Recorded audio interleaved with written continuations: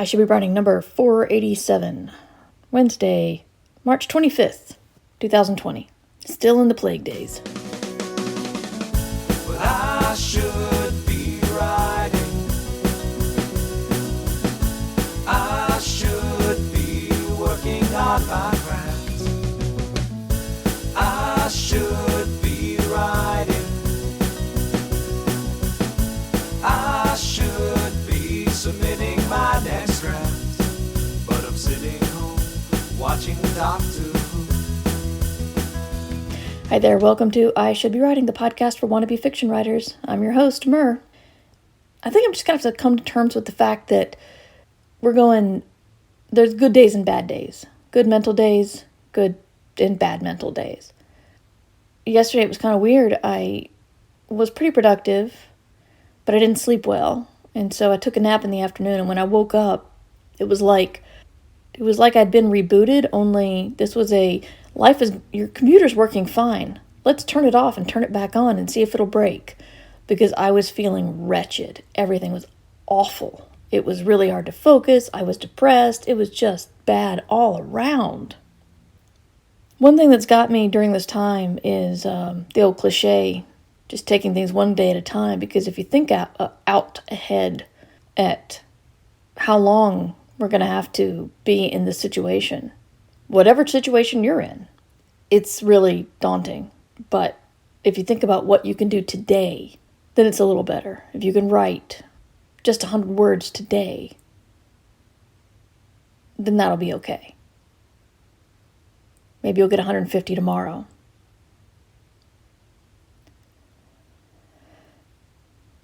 But another cliche that annoys me, is the hang in there baby. I've been thinking about it because one of my favorite bands is They Might Be Giants, and they have a song called Mrs. Bluebeard from the point of view of Bluebeard's murdered wife. And there's a line in there saying there were warning signs, death metal albums, and hang in there baby posters. And I thought, those puffy kitten posters hanging dramatically from the branch and the little hang in there baby underneath it always made me really, really sad. Because it's like, to speak as an editor, the cat has no agency. The cat's not going to save itself. It's kind of suspended. It's like all you can do is hang on. You can't act to make anything better. But if you let go, all is lost. And I don't like that. I don't know why it's associated with Bluebeard, but I'm not going to argue. Things are weird all over. The Discord has gotten a lot livelier, which is really, really cool. Frankly, I was worried that some of the higher level patrons would be unhappy that I had opened it to lower level patrons. But everyone seemed really excited to have more people come in. So, people are talking, people are connecting. It's really, really cool. And some people are talking about writing, and sometimes they're not. But it is a community that you can go to. I don't know, it just makes me happy to be able to offer that. Because I feel like we're all kind of desperate to reach out and grab somebody. Because if you're sheltering in place and you even like your family, you're still going to want to reach out and connect with somebody else. And if you're living alone or with someone you're not terribly fond of, then the need there is more than ever. So I recommend finding someone to connect with. There are lots of places. I started a Twitch again. I think I mentioned this before, but I've actually streamed twice now, and it's a lot of fun. I really enjoy it. I was worried about the aspect of playing a game and talking at the same time, but I'm starting to realize that my big problem is actually talking live.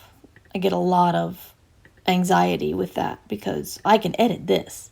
But if you watch the stream, you'll see how many times I say and but still, I'm having fun, and people seem to enjoy watching it.